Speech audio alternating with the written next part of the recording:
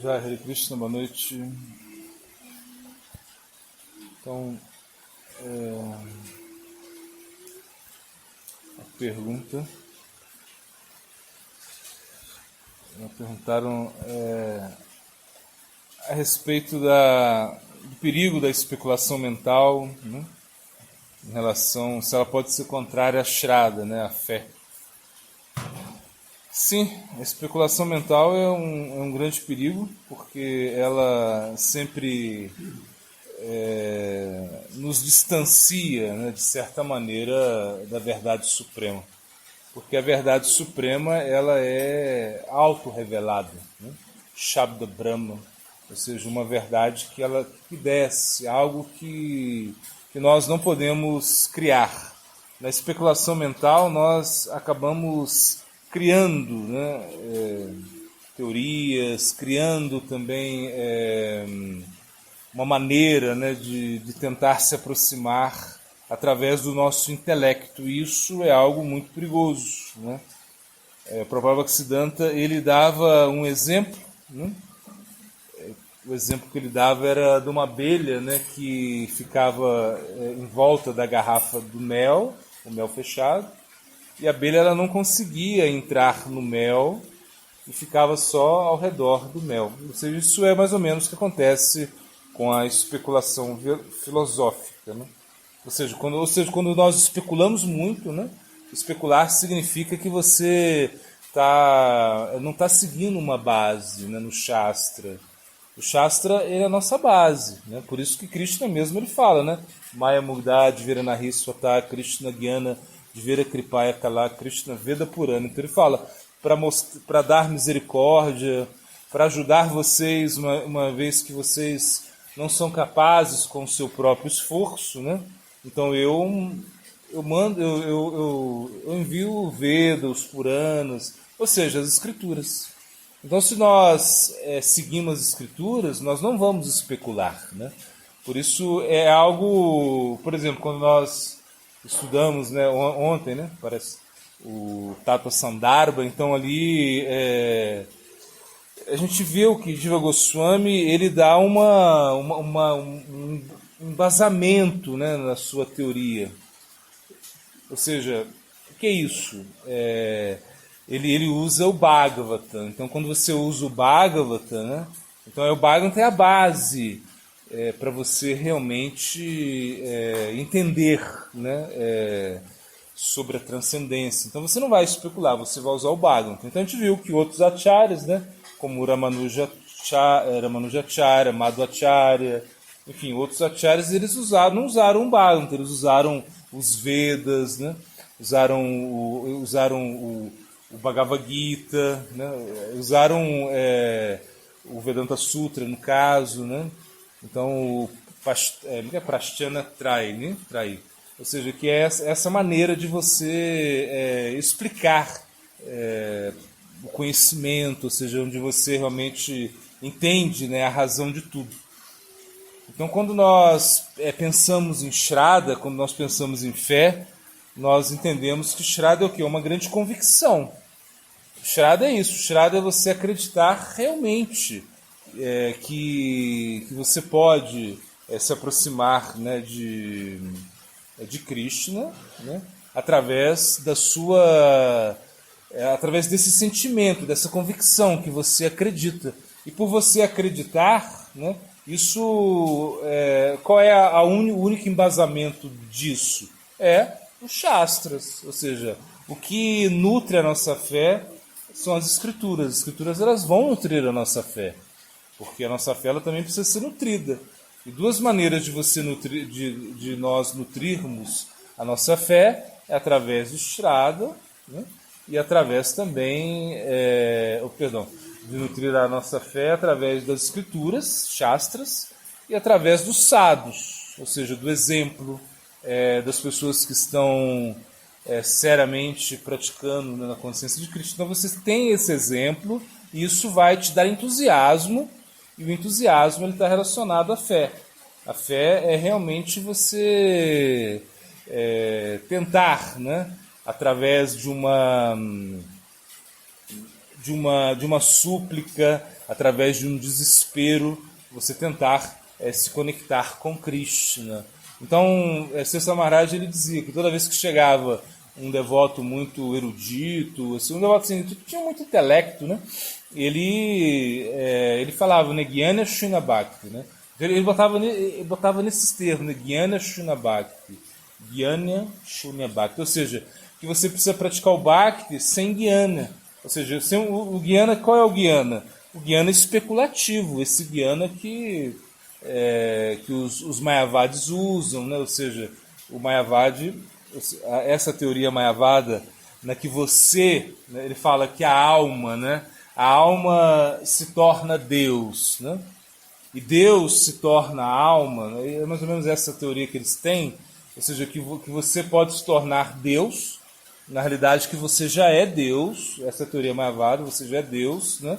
E o seu sadhana vai revelar o Deus que tem em você, ou seja, você se torna Deus, e Deus se torna alma, Deus se torna diva. Por quê? Porque eles falam que quando, de certa maneira, quando Krishna vem, né, ao mundo fenomênico, Krishna ele é influenciado por Maya, então ele se torna uma diva comum. Então isso é o quê? Uma especulação. E, na verdade, claro, Shankaracharya, ele que formulou isso, ou seja, ele que criou isso, né? Essas teorias. Né?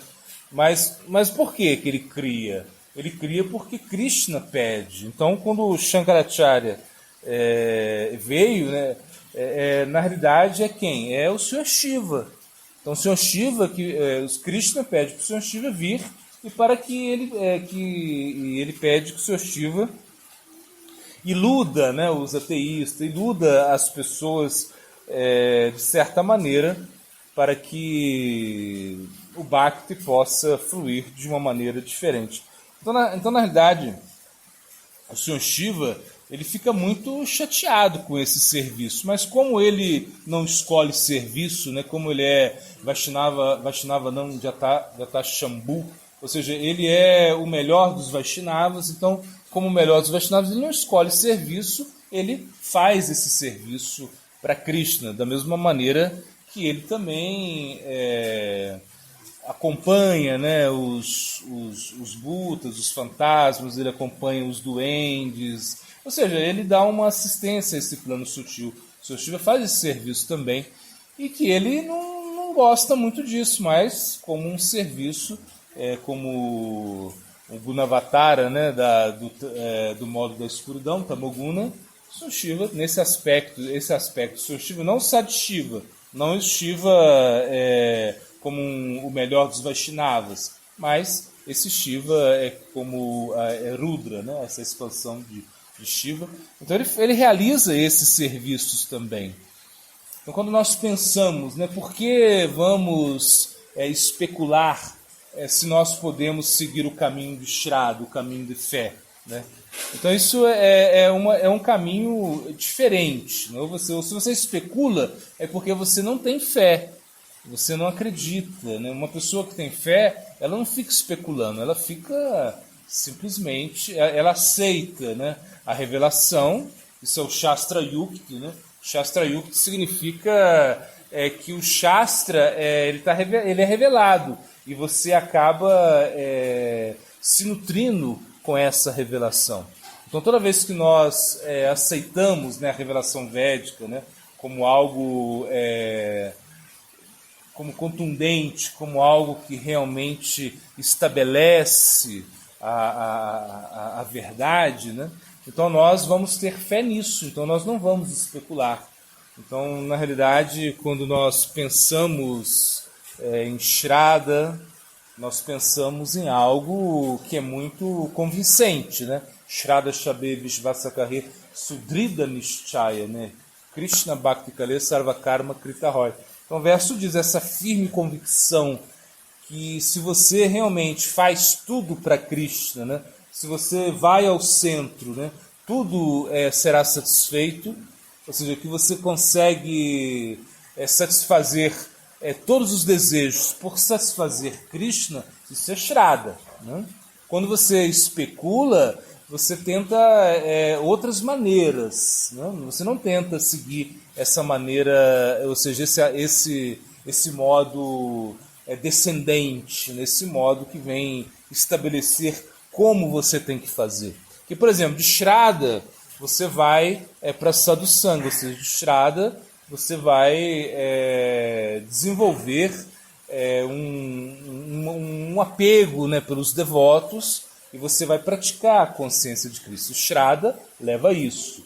A especulação não vai levar a isso. Uma pessoa que especula, ela não vai seguir, né, o Vaidhi. Ela não segue o Vaidhi. Por quê? Porque ela fica especulando o método, ela fica especulando uma maneira de fazer as coisas. Ela realmente segue esses processos que são processos especulativos, processos desviados. Isso acontece muito, aconteceu muito no Gaudiya Vaishnavismo, onde eles especulavam, por exemplo, o Sadhakadeha, né, o corpo que você tem como praticante. Então eles achavam que você deveria também ornamentar o Sadhakadeha com uma aspiração do Siddhadeha, né, uma coisa assim. Então o sadhaka se vestindo como gopis, enfim. E aí houve muitos desvios também, nos quais principalmente os babajis, assim, naquele momento, encenavam a dança da raça, imagina. Então, um guru, ele era Krishna, e aí as discípulas como gopis, coisas assim. Ou mesmo o sadhaka se vestindo como gopis, como eu falei. Então, tudo isso é o quê? Uma especulação. Então, a especulação, ela fica muito longe de Krishna, né? E, na realidade, se você tem Shraddha, você vai se render a Krishna, né? Diditamam prapadante, né? Na medida que você se rende a Krishna, ele se entrega a você. E ele vai, e Shraddha leva à rendição. Se você tem Shraddha, você vai chegar à rendição. Por quê? Porque você é uma pessoa genuína, uma pessoa que se guia por Shraddha, por fé. Agora, se você vai especular, você vai sempre encontrar uma maneira de tornar a coisa mais fácil, ou se não, até tornar a coisa mais difícil desnecessariamente. Ou seja, você especula um jejum, então você jejua por quê? Quando uma pessoa jejua, você tem que perguntar, você está jejuando por quê? Hoje é Kadasi? Hoje é aparecimento de algum acharya, hoje é Jamastami. Isso é os jejuns, né? Nós jejuamos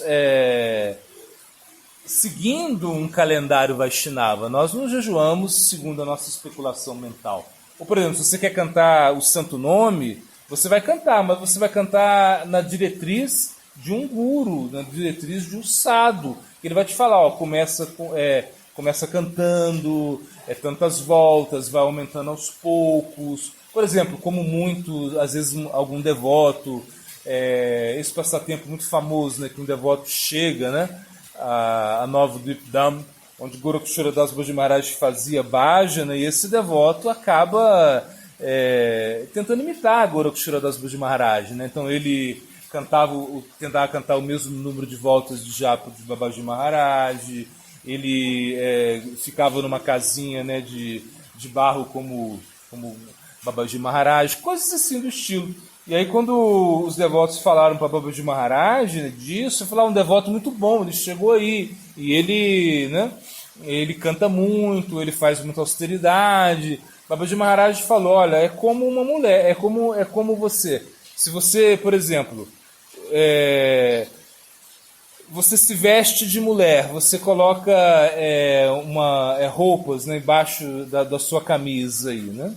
E você entra na sala do parto, começa a gritar, né, para ter o neném, né? Você acha que você vai ter neném? Você vai ter um filho? Não vai. É a mesma coisa. Então, o que o Babaji Maharaj queria dizer? Que ele está especulando um processo, né? Porque o processo é qual? É seguir o sadhana. Então, ele deveria ter chegado, se refugiado em Babaji Maharaj, que era o Vaishnava sênior, né? Como também nesse caso, um devoto chega, um devoto queria praticar bhajana em Nova Dvipa e acaba comprando, né, uma terrinha lá para praticar bhajana. O Babaji Maharaj ficou muito bravo, ele falou, como é isso? Como ele pensa que pode comprar o dança sagrado, ele pode comprar algo que é tão, né, valioso, isso não é assim. Então, na realidade, a gente sempre Se a gente segue Shraddha, você sempre pede as bênçãos, né, aos Vaishnavas, você pede bênçãos ao Guru, você nunca especula. Você não vai especular o seu processo, você não vai fazer coisas que você não consegue, você não vai atropelar etapas. Isso é não especular, né?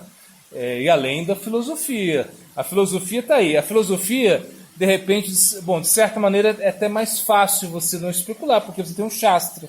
Mas quando você vai praticar, o livro ele não vai perguntar para você, ele não vai te observar para ver se você está fazendo errado ou não. Então, na realidade, o sadhu ele é mais vivo que a escritura e por isso ele vai te ajudar. Então, se nós não queremos especular, nós temos que seguir o caminho de Shraddha. Então, a especulação ela atrapalha muito, ela é praticamente contrária a Shraddha. Shraddha é uma inspiração divina, na realidade.